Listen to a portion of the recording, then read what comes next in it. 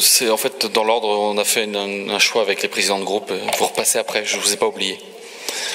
Allez-y, Madame Nicolas. Je vous remercie, Monsieur le Président, chers collègues.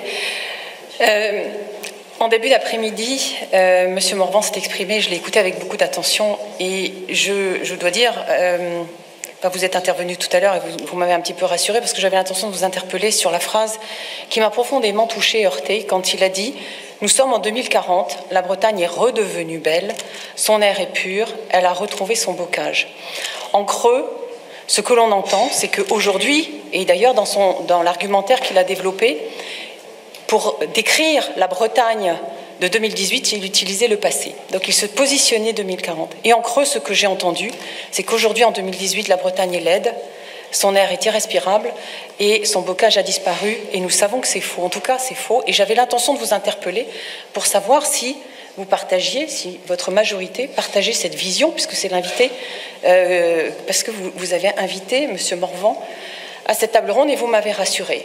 La Bretagne est belle. Alors c'est vrai que sur le diagnostic, le bilan de la Bretagne, sa situation actuelle, je n'aurai certainement pas, on ne se rejoindra pas sur tous les points.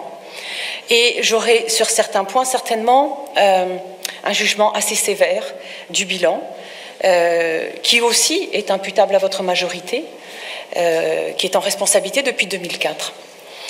Mais je note avec satisfaction, parce que notre Bretagne, certes, il faut travailler sur son environnement. Le sujet, là, il s'agit de l'orientation relative au cadre de vie, au progrès humain, à ce que nous voulons pour la Bretagne.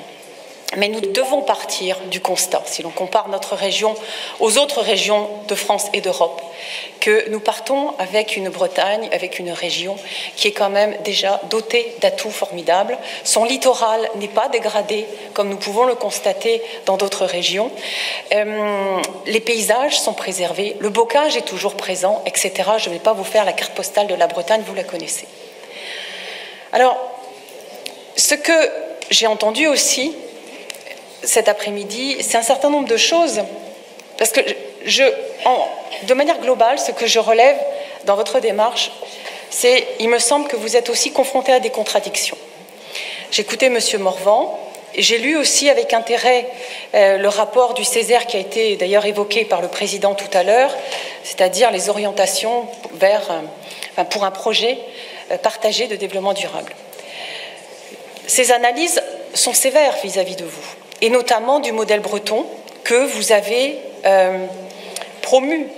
Je suis élue depuis 2010. Combien de fois n'ai-je pas entendu Jean-Yves Le Drian, président de cette Assemblée jusqu'en juin dernier, et l'ensemble de vos collègues, mettre en avant ce caractère exceptionnel du modèle breton. Et ce que je lis dans le rapport du Césaire, ce que j'entends cet après-midi et ce que je sens, c'est que ce modèle breton, on est en train de le détricoter. Alors très bien, parce que moi, j'ai écouté votre majorité. Et l'exercice est certainement beaucoup plus compliqué que pour vous, que pour nous. On vous accompagnera parce qu'effectivement, on vous suit sur la démarche, ce projet ambitieux de définir l'avenir de la Bretagne et de définir l'avenir de la Bretagne à travers tous ces paramètres de développement et autres. Mais l'exercice est certainement compliqué pour vous parce que c'est aussi revenir sur certaines certitudes que j'ai entendues dans cet hémicycle. Et d'ailleurs, Delphine David l'a dit, on sent quand même, donc moi ce que je relève c'est un certain nombre de contradictions, et ce qu'on sent aussi, c'est que vous ne renversez pas la table et vous n'allez peut-être pas aussi loin que l'on pourrait imaginer. Alors, c'est le démarrage, c'est un point d'étape aujourd'hui. Cette réflexion va se poursuivre. Moi, je n'ai pas d'état d'âme quant à renverser la table et revenir sur l'héritage de Jean-Yves Le Drian, qui d'ailleurs est absent, qui est pourtant un conseiller régional, qui a été le président de cette Assemblée. Je n'ai pas d'état d'âme. Mais cette ambition, en tout cas, je la trouve sur certains points. Enfin, je vais prendre juste quelques exemples, on ne va pas tout balayer, mais je pense qu'elle pourrait aller beaucoup plus loin. Et c'est peut-être parce que, confrontée à un certain nombre de réticences, à un certain nombre de freins, eh bien, vous n'allez pas jusqu'au bout. Alors, Bretagne, terre de progrès et écologique.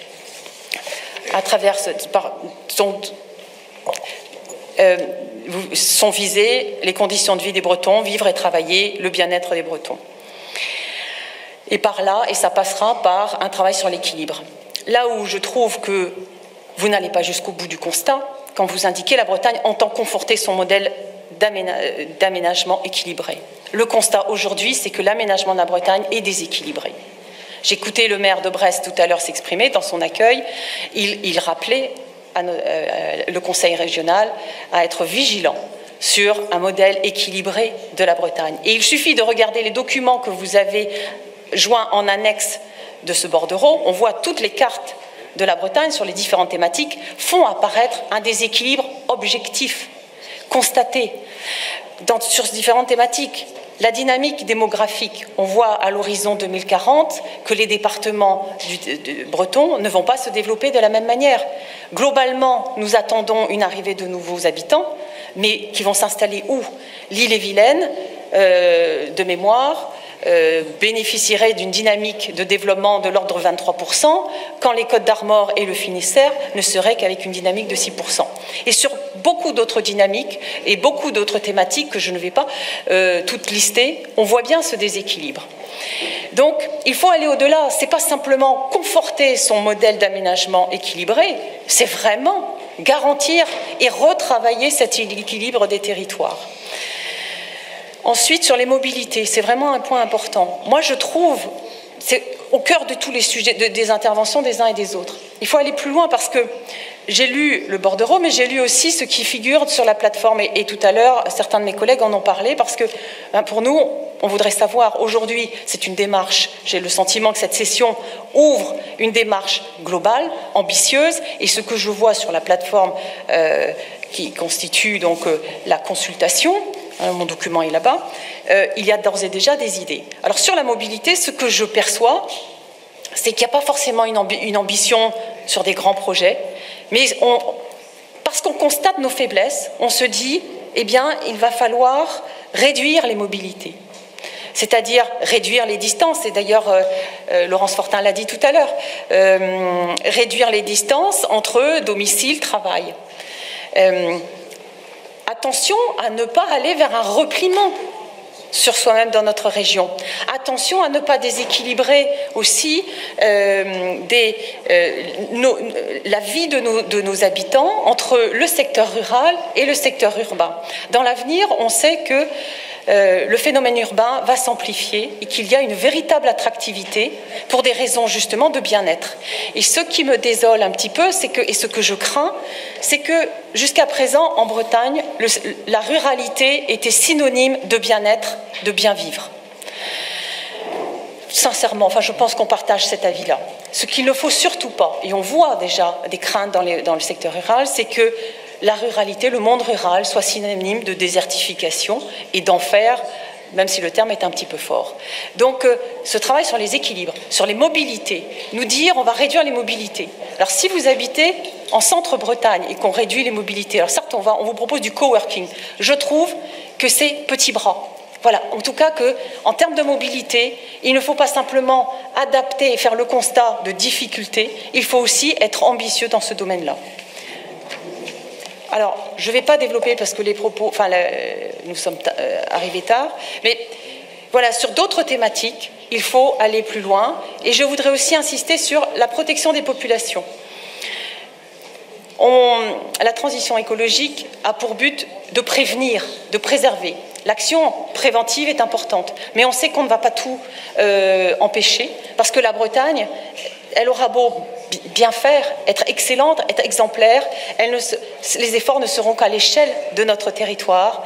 Et quand on ramène à l'échelle de la France, de l'Europe et du monde, eh bien, on sait très bien que nos populations subiront aussi des événements. Et je pense qu'il faut aussi que nous nous penchions, au-delà de la prévention, il faut qu'on s'en penche aussi sur la protection. Comment on va apporter cette protection à nos habitants? Alors, il y a beaucoup d'autres choses qui seront dites. On aura l'occasion de revenir sur ce sujet parce que j'ai entendu que c'était un point d'étape. Et je laisse la parole à mes collègues. Je vous remercie. Merci, madame.